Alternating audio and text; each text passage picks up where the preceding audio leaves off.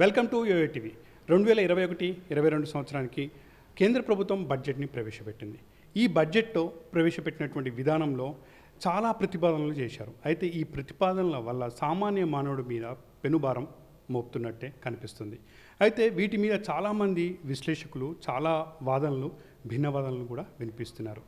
అయితే ఈ బడ్జెట్లో అసలుకి వేటి మీద ధరలు తగ్గించారు, వేటి మీద పెంచారో ఒక్కసారి చూద్దాం. వేటికి తగ్గాయి, వేటికి పెరిగాయి ఒక్కసారి చూసుకుంటే ధరలు పెరిగినవి మాత్రం ఎలక్ట్రానిక్ ఐటమ్స్, మొబైల్ ఫోన్స్, ఛార్జర్లు, రత్నాలు, వీటికి మాత్రం ధరలు పెరిగినవండి.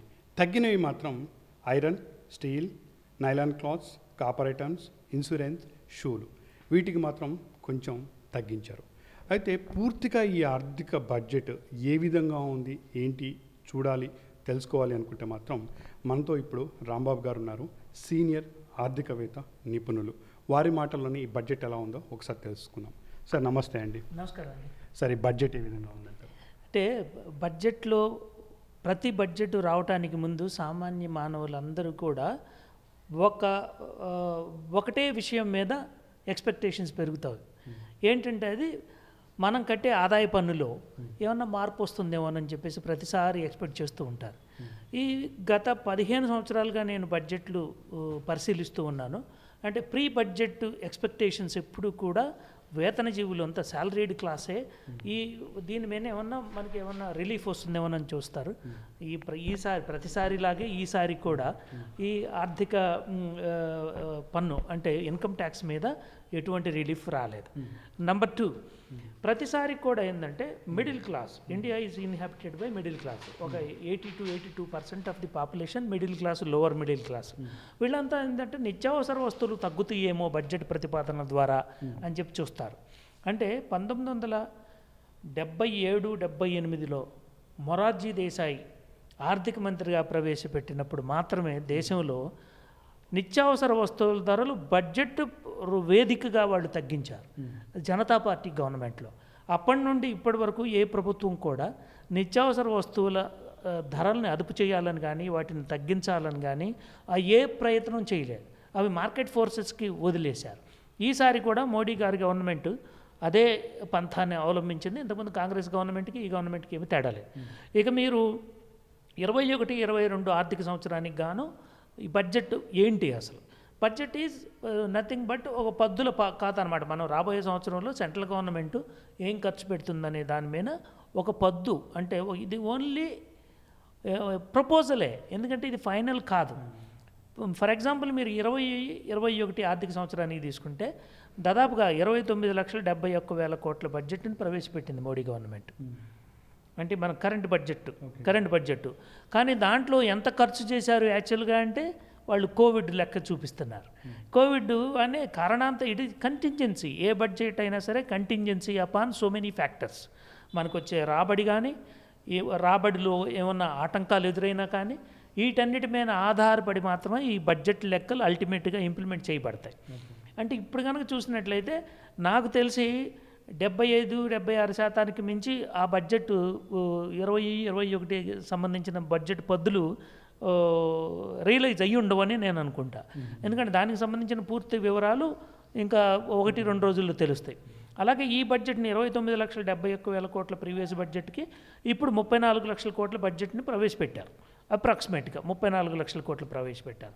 దీంట్లో ఏంటంటే గవర్నమెంట్ 34 లక్షల కోట్ల బడ్జెట్ ప్రవేశపెడుతూ మా రెవెన్యూ టార్గెట్ అంటే పన్నుల రూపంలో ప్రత్యక్ష పన్నులు కానీ పరోక్ష పన్నుల రూపంలో కానీ గవర్నమెంట్ ప్రజల మీద వేసే భారాన్ని 22.10 లక్షల కోట్లు ఆదాయం వస్తుంది, పన్ను ఆదాయం వస్తుందనే అంచనా మీద 34 లక్షల కోట్ల బడ్జెట్ని ప్రవేశపెట్టారు.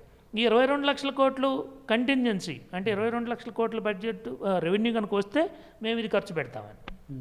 దీంట్లో ఏంటంటే 34 లక్షల కోట్లలో మనం తీసుకోవాల్సింది ఏంటంటే 5,59,00,000 కోట్లు అంటే 5.59 lakh crores క్యాపిటల్ ఎక్స్పెండిచర్ మీద పెడతామని చెప్పారు.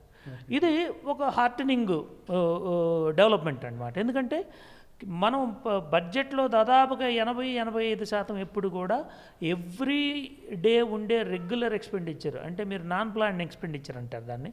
నాన్ ప్లాన్ ఎక్స్పెండిచర్లో ఏముంటుంది? ఇంట్రెస్ట్ పేమెంట్స్, మనం ఇంతకుముందు చేసిన అప్పుల మీద వడ్డీ కట్టడం, కేంద్ర ప్రభుత్వ సిబ్బందికి జీతాలు ఇవ్వటం, పెన్షన్స్, రక్షణ రంగానికి సంబంధించింది, వీటన్నిటి మీకు కట్టడానికే సరిపోతుంది. మనకు ఎప్పుడు కూడా 15-20% మాత్రమే అభివృద్ధి పనులకి బడ్జెట్ ఎప్పుడు కేటాయింపబడుతుంది.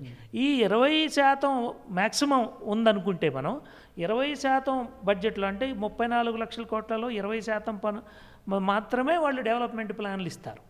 దానికి సంబంధించిన ఏంటంటే క్యాపిటల్ ఎక్స్పెండిచర్కి సంబంధించి, అంటే 34 లక్షల్లో 20% ఎంత? దాదాపుగా 9 లక్షల కోట్లు అనుకుందాం, 8.5 లక్షల కోట్లు. 8.5 లక్షల కోట్లలో 5.54 లక్షల కోట్లు క్యాపిటల్ ఎక్స్పెండిచర్, అంటే వివిధ రకాలైనటువంటి డెవలప్మెంట్ యాక్టివిటీస్కి మేము ఖర్చు పెడతామని చెప్తున్నారు. రెండోది ఏంటంటే హెల్త్ కేర్ మిషన్కి సంబంధించి 2,10,000 కోట్లను మేము కేటాయించాం. దాంట్లో 35,000 కోట్లు కోవిడ్ టీకాకి సంబంధించిందే మేము ఖర్చు పెడతా ఉన్నారు. ఈ కోవిడ్ టీకాకు 35,000 కోట్లు ఎందుకు ఖర్చు పెడతారు? ఇప్పుడు వరకు ఫ్రంట్ లైన్ వర్కర్స్కి, హెల్త్ కేర్ వర్కర్స్కి మాత్రమే టీకా గవర్నమెంట్ ఆఫ్ ఇండియా భరిస్తుందని చెప్పి ఉంది. 35,000 కోట్లు అది అవుతుందా? దానికి లెక్కలు చెప్పలేదు. కాబట్టి ఏంటంటే 35,000 కోట్లకి కోవిడ్ టీకాకి వాళ్ళు కేటాయించినటువంటి ఈ బడ్జెట్ సామాన్య మానవులకి ఊరట కలిగించే అంశమేం కాదు, దాని నుంచి ఉపయోగం లేదు. 35,000 కోట్లకు వాళ్ళు ఆల్రెడీ లెక్క చెప్తారు అనుకుంటాను. నేను అనుకోవడం ఏంటంటే health care workers, front line Covid వ్యారియర్స్కి మాత్రమే టీకా మేము ఇస్తాం, అది మేము కొన్నాం, 35,000 కోట్లు అయిపోయింది బరాబర్ హిసాబ్ అని చెప్తారేమో. తర్వాత ఏంటంటే హెల్త్ కేర్, రూరల్ హెల్త్ కేర్కు సంబంధించినంత వరకు ఏమి కేటాయింపులు ఉంటాయి అనేది detailed report, policy paper, policy allocations ministry release చేస్తేనే మనకు తెలుస్తుంది. ఇప్పుడు కోవిడ్ వచ్చినప్పుడు 2020 ఏప్రిల్లో కోవిడ్ వచ్చి దేశమంతా లాక్డౌన్ చేసినప్పుడు సామాన్య మానవుడికి ప్రైమరీ హెల్త్ కేర్ సెంటర్లో కరెక్ట్గా అందలేదు కాబట్టి చాలామంది ప్రైవేట్ ఆసుపత్రులు పాలయ్యి పాండమిక్ చికిత్స చేయించుకొని వేలు లక్షలు తగలేశారు. ఎందుకంటే గవర్నమెంట్ రంగంలో మన దగ్గర ఉన్నటువంటి హెల్త్ కేర్ రంగం it is two little to handle the surging number of patients. కాబట్టి దాని గుణపాఠంగా తీసుకొనైనా సరే గవర్నమెంట్ ప్రైమరీ హెల్త్ కేర్ రంగాన్ని ఏమన్నా బలోపేతం చేయడానికి కోసం ఆ ప్రైవేట్ రంగంలో, గవర్నమెంట్ రంగంలో హెల్త్ కేర్ ఫెసిలిటీస్ని, ఇన్ఫ్రాస్ట్రక్చర్ని పెంచడానికి గనక ఈ బడ్జెట్ను ఉపయోగిస్తే మంచిదే. కానీ ఆ దిశగా నడుస్తున్నట్లుగా అనిపించట్లేదు. ఎందుకంటే హెల్త్ కేర్ రంగానికి వాళ్ళు నిధులు కేటాయించడంలోనే కార్పొరేట్ ఆసుపత్రుల షేర్లు మొత్తం పెరిగిపోయినాయి విపరీతంగా. గవర్నమెంట్ బడ్జెట్ కేటాయించిన ప్రైవేట్ రంగానిక, గవర్నమెంట్ రంగానిక అనేది ఇంతవరకు తెలియలేదు. కానీ ప్రైవేట్ రంగంలోని ఆసుపత్రులు మొత్తం, కార్పొరేట్ హాస్పిటల్ షేర్స్ మొత్తం ఈ రోజున దాదాపుగా 5-10% పెరిగాయి. అది దేనికి సంకేతం మనం రాబోయే రోజుల్లో చూడాలి. అలాగే మీకు ఇంకొక స్ట్రైకింగ్ అంశం ఏంటంటే, ఫీచర్ ఆఫ్ దిస్ బడ్జెట్ ఏంటంటే, వాళ్ళు చాలా వరకు ఇన్ఫ్రాస్ట్రక్చర్ డెవలప్మెంట్, అంటే 2019 ఆగస్టు 15 రోజున ఎర్రకోట మీద ప్రధాని ప్రసంగిస్తూ రాబోయే 5 ఏళ్లలో 100 లక్షల కోట్ల బడ్జెట్ని మేము రంగం మీద, ఇన్ఫ్రాస్ట్రక్చర్ మీద మేము ఖర్చు పెడతామని చెప్పారు. అది చెప్పి కూడా 1.5 year అవుతుంది. ఆ దిశగా ఖర్చు పెడుతుందా గవర్నమెంట్ అంటే డౌట్. ఇంతవరకు అయితే దిశగా లేదు. దానికి ముక్తాయింపుగానే బహుశా ఈరోజు ఇన్ఫ్రాస్ట్రక్చర్ రంగంలో క్యాపిటల్ ఎక్స్పెండిచర్ మేము హైవేస్ నిర్మిస్తాం, పోర్టులు నిర్మిస్తాం, తర్వాత అర్బన్ ఏరియాలో ట్రాన్స్పోర్టేషన్ని మెరుగుపరుస్తాం, రూరల్ ట్రాన్స్పోర్టేషన్ మెరుగుపరుస్తాం అని చెప్పి దాని కింద 5,54,000 కోట్లు క్యాపిటల్ ఎక్స్పెండిచర్ చూపిస్తున్నారు. కానీ ఎర్రకోట మీద మోడీ గారు ప్రసంగించి కమిట్ చేసినటువంటి 100 లక్షల కోట్ల ఇన్ఫ్రాస్ట్రక్చర్ స్పెండింగ్ ఏమైందనేది ఇంతవరకు ఎవరు అడగలేదు, వాళ్ళు చెప్పడానికి కూడా ప్రయత్నం చేయలేదు. దాన్ని కనుక మరి 100 లక్షల కోట్లు అంటే ఎంత? సంవత్సరానికి 20 లక్షల కోట్లు అంటే ఇంచుమించు మనకి బడ్జెట్లో దాదాపుగా 60% సమానం.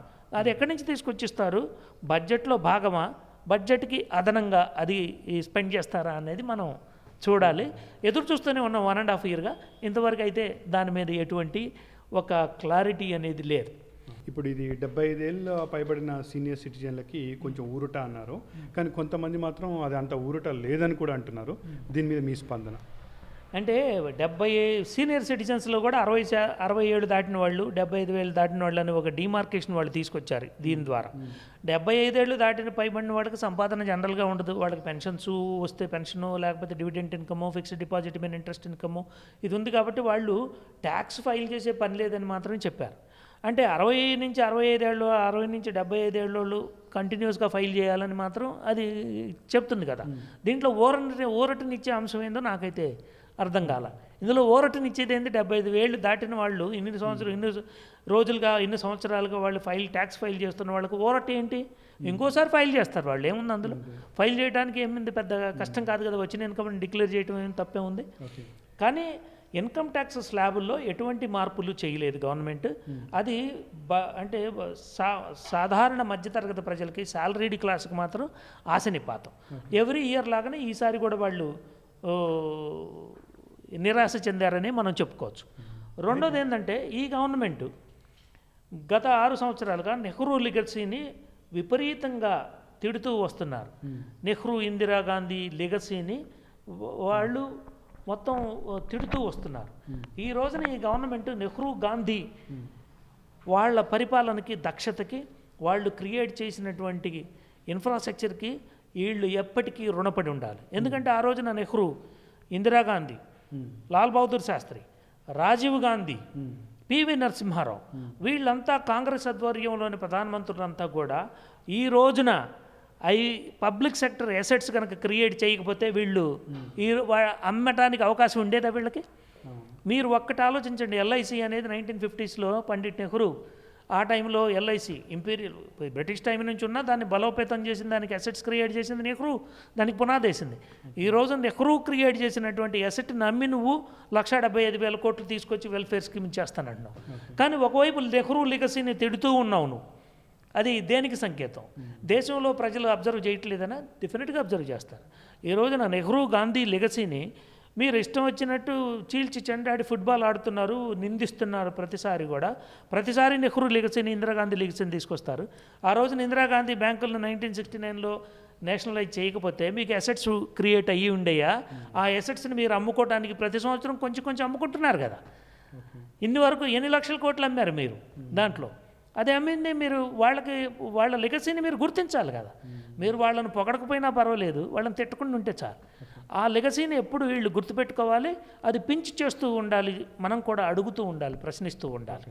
ఇంకోటి ఏంటంటే, ఈ రోజున ఇన్సూరెన్స్ రంగంలో 49% ఉన్నటువంటి ఫారిన్ డైరెక్ట్ ఇన్వెస్ట్మెంట్ని 74% పెంచారు. ఇది పెంచడం వెనక ఉద్దేశం ఏంటంటే, ఎల్ఐసి ఒక మహాగుని, ఒక పెద్ద మహావృక్షం ఉంది, దాన్ని సొమ్ము చేసుకోవటం కోసం, ఆ డబ్బులు మొత్తం గవర్నమెంట్ అవసరాలకు వాడుకోవటం కోసం దీన్ని ఎఫ్డిఐ ఇన్వెస్ట్మెంట్ని తెచ్చారు, పెంచారు లిమిట్ని. దాని నుంచి సామాన్య ప్రజలకి ఏం ఉపయోగం లేదు, గవర్నమెంట్కే ఉపయోగం, వాళ్ళకే క్వశ్చన్ ఎక్కువ వస్తుంది. ప్రపంచంలోనే most profitable insurance company, most dynamic insurance company, most customer friendly insurance company ఏదన్నా ఉందంటే ఎల్ఐసి. ఇప్పుడు ఆ ఎల్ఐసిలో కనుక ప్రైవేట్ సెక్టర్ పెట్టుబడులను అనుమతిస్తే ఇప్పుడున్నటువంటి ఎల్ఐసి క్రెడిబిలిటీ, అంటే వాళ్ళు క్లెయిములను సెటిల్ చేయటం కానీ, ట్రాన్స్పరెన్సీ ఇన్ ఆపరేషన్స్ కానీ ఇక ముందు కంటిన్యూ అవుతుందా లేదనేది మాత్రం సందేహాస్పదమే. అయితే ఇక్కడ ఇంకొకటి కూడా చూడాలి. ఈసారి ఈ ఆర్థిక బడ్జెట్లో ఏదైతే ఉందో వీటిలో ఎలక్షన్స్ ఏ రాష్ట్రాల్లో ఉన్నాయో వాటిని కొంచెం ప్రముఖంగా తీసుకున్నట్టు కనిపిస్తుంది. దీన్ని ఏ విధంగా చూడాలి? అంటే వాళ్ళు ఏంటంటే ఎవ్రీ టైము బీజేపీ గవర్నమెంట్, ఇప్పుడు ఉన్నటువంటి బీజేపీ గవర్నమెంట్ ఎప్పుడు కూడా వాళ్ళు ఎలక్షన్స్కి అత్యంత ప్రాధాన్యం ఇస్తారు. ఆ క్రమంలోనే ఇప్పుడు బడ్జెట్లో కూడా ఎలక్షన్ బౌండ్ స్టేట్స్కి ఎక్కువ తాయిలాలు అందించారని మనం చెప్పుకోవచ్చు. ఇన్ఫ్రాస్ట్రక్చర్ డెవలప్మెంట్ ఫండ్లో మీరు 5,54,000 కోట్ల క్యాపిటల్ ఎక్స్పెండిచరు వాళ్ళు చూపిస్తూ కేటాయిస్తే అందులో 1,00,000 కోట్లు తమిళనాడుకే చూపిస్తున్నారు. రోడ్ డెవలప్మెంట్ కానీ 1,00,000 కోట్లు తమిళనాడుకి చూపిస్తున్నారు. అలాగే కేరళ మెట్రోకి 1,950 కోట్లు కేటాయించారు. అలాగే బెంగాలు, అస్సాంలో ఉన్నటువంటి రోడ్డు ప్రాజెక్ట్స్కి దాదాపుగా 80,000 కోట్లు కేటాయించినట్లుగా ఉంది. అలాగే అస్సాం, బెంగాల్లో ఎక్కువ సంఖ్యలో ఉన్నటువంటి టీ వర్కర్స్కి వెల్ఫేర్ ఫండ్ పేరిట 10,000 కోట్లు కేటాయించారు. ఇవన్నీ ఏంది సంకేతాలు? ఇవి మేము ఎలక్షన్స్ దృష్టిలో పెట్టుకొని చేయలేదని వాళ్ళు చెప్పినా కూడా ఇక్కడ నమ్మటానికి ప్రజలు ఎవరు సిద్ధంగా లేరు. ఎలక్షన్స్ అనేది అత్యంత ప్రాధాన్యం ఇచ్చే పార్టీ బీజేపీ. వాళ్ళ ఆ ప్రాధాన్యత క్రమంలోనే only election bound, poll bound స్టేట్స్కే తాయిలాలు ఎక్కువగా ఇచ్చినట్లు కనిపిస్తుంది. హైదరాబాద్ మెట్రో ఉంది, హైదరాబాద్ మెట్రోకి ఎటువంటి సహాయం చేయలేదు. హైదరాబాద్లో ఉన్నటువంటి ఎంఎంటీఎస్ ఫేజ్ 3 ఉంది, ఫేజ్ 3కి ఎటువంటి కేటాయింపులు జరగలేదు. వైజాగ్లో స్టీల్ వైజాగ్ స్టీల్ ప్లాంట్ని అమ్ముతున్నారు. ఇంకా యాక్చువల్గా ఏంటంటే ఆంధ్రాకి ఉన్నటువంటి ఏకైక మహారత్న కంపెనీ ఆర్ఐఎన్ఎల్ దాదాపుగా 7,000 ఎకరాలుగా ఉన్నటువంటి ల్యాండ్ బ్యాంక్ ఉన్నటువంటి ఆర్ఐఎన్ఎల్ని అమ్మటంలో ఔచిత్యం ఏంటి? దాన్ని పోస్కో కంపెనీకి అమ్మాల్సిన అవసరం ఏంటి? కన్సిస్టెంట్గా ప్రాఫిట్లో ఉన్నటువంటి వైజాగ్ స్టీల్ ప్లాంట్ని ఈ రోజున మీరు ప్రైవేట్ పరం చేయాల్సిన అవసరం ఏంది? దాన్ని ఐపీఓకి తీసుకొస్తే షేర్లు పబ్లిక్కే కొంటారు కదా. మీరు ప్రైవేట్ స్టేక్ అమ్మాల్సిన అవసరమే లేదు కదా. అంటే మీరు ఇక్కడ ఇంకోటి కూడా ఉంది, రైల్వే ప్రాజెక్ట్స్ ఏవైతే ఉన్నాయో వాటి రోడ్డు మార్గాలు కూడా 10 ఏళ్ళకి ముందే ఆలోచించి ప్రకటిస్తున్నట్టు కూడా ఒకటి చెప్పారు. దీన్ని ఏ విధంగా చూడాలి? అది న్యాచురల్గా రైల్వే బోర్డు చేస్తుంది. అది గవర్నమెంట్ చేయాల్సిన పని లేదు. అది రైల్వే బోర్డు ఈ రోజున మనం కనుక చూస్తే నడికుడి శ్రీకాళహస్తి రైల్వే లైన్ అనేది 20 సంవత్సరాల నుంచి ఉంది. 10 సంవత్సరాల ముందు చూపు కాదు, 20 సంవత్సరాల ముందు చూపు ఉంటుంది రైల్వేకి. కాబట్టి దాన్ని ముందు చూపు 10 సంవత్సరాలు ఉండటం అనేది గొప్ప కాదు. మీకు నెక్స్ట్ 2 ఇయర్స్లో ఏం చేస్తారు అనేది కనుక మీరు కనుక చెప్తే ఇంకా బాగుండేది. ఈ ముందు చూపు ఉండటం అనేది మీ గొప్పేం కాదు, రైల్వే బోర్డు గొప్పతనం. అది రైల్వే బోర్డు ఇప్పుడు కాదు, 100 సంవత్సరాలుగా వాళ్ళకి ముందు చూపు ఉండబట్టి ఈ రోజున మనకి ఈ రైల్ ఇన్ఫ్రాస్ట్రక్చర్ అనేది ఏర్పడిందని మనం చూడాలి. అయితే బీజేపీ గవర్నమెంట్ వచ్చిన తర్వాత చాలాసార్లు పెట్రోల్ డీజిల్ ధరలు కూడా పెరగడం జరిగింది. ఈసారి బడ్జెట్లో కూడా దాన్ని ప్రముఖంగా ప్రస్తావించడం జరిగింది, పెరుగుతాయని చెప్పేసి అంటున్నారు. మరి ఈ పెరిగితే సామాన్య మానవుడి పరిస్థితి ఏంటి? అంటే ఇందులో ఒకటి ఏంటంటే మనం చూడాల్సింది, వాళ్ళు పెట్రోల్ మీద 2.5 రూపాయి, డీజిల్ మీద 3 రూపాయలు సంథింగ్ వాళ్ళు సెస్ చేశారు.